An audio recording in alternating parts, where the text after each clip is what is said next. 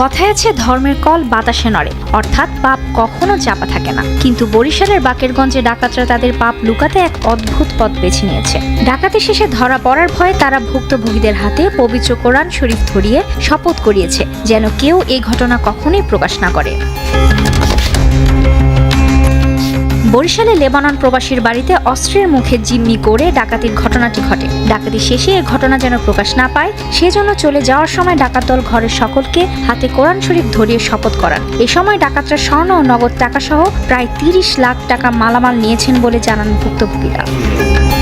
সোমবার দিবাগত রাত ২:৩০ থেকে ৩টা পর্যন্ত বরিশালের বাকেরগঞ্জের রঙ্গশ্রী ইউনিয়ন ৭ নং ওয়ার্ড বাহাদুরপুর গ্রামে লেবানন প্রবাসী লিটন গাজীর বাড়িতে অস্ত্রের মুখে জিম্মি করে ডাকাতির ঘটনাটি ঘটে। এ সময় ঘরে প্রবাসী লিটন গাজীর বৃদ্ধ মা, স্ত্রী রোজিনা ও বাচ্চা মেয়ে ছিলেন।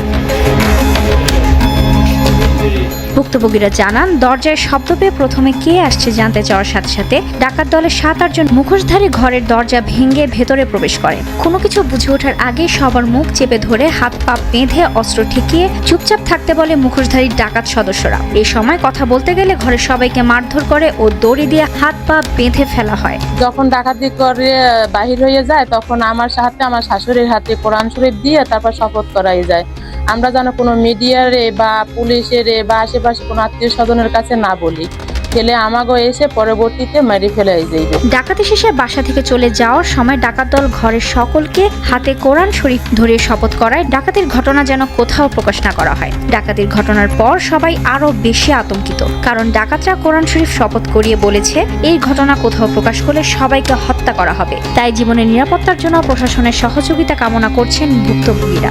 এই বিষয়ে বাকেরগঞ্জ থানার ভারপ্রাপ্ত কর্মকর্তা KM সোহেল রানা বলেন, ডাকাতি ঘটনার সংবাদ পেয়ে বাকেরগঞ্জ থানা পুলিশ ঘটনার স্থান পরিদর্শন করেছেন। তদন্ত চলছে, ডাকাতদের আইনের আওতায় আনা হবে।